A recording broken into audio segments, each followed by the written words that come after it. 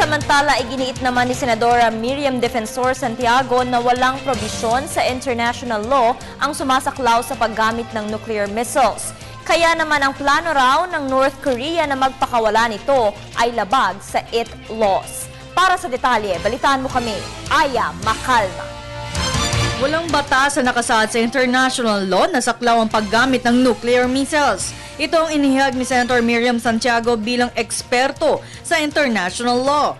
Ito ang kanyang inihayag ukol sa banta ng North Korea na gagamit sila ng nuclear missiles na kung saan may ilan nang nakapreposisyon.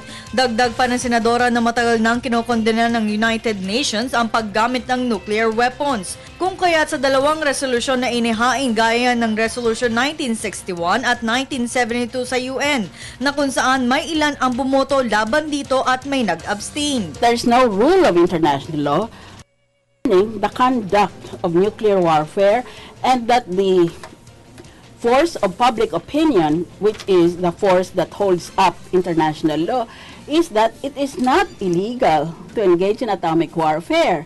What we have are documents, treaties, resolutions of the UN General Assembly concerning manufacturing, testing, possession, limiting, reducing, but there are no actual rules, just like conventional warfare. Suwestyon ni Santiago na hindi natin kailangan ng crisis prevention, ngunit ang kailangan natin ay risk management.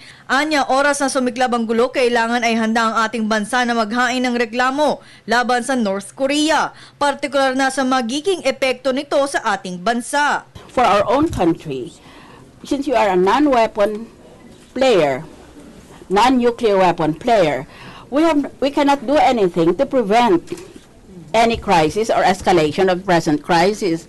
We're a non-player.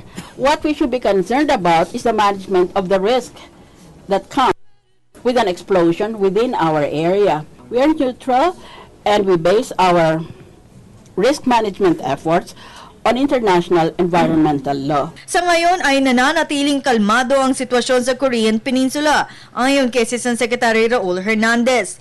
Inihayag rin ng gobyerno ng South Korea na may kapabilidad sila na protektahan ang lahat ng foreign dignitaries at ang foreign community na nasa lugar. Para sa Telebisyon ng Bayan, Aya Macalma.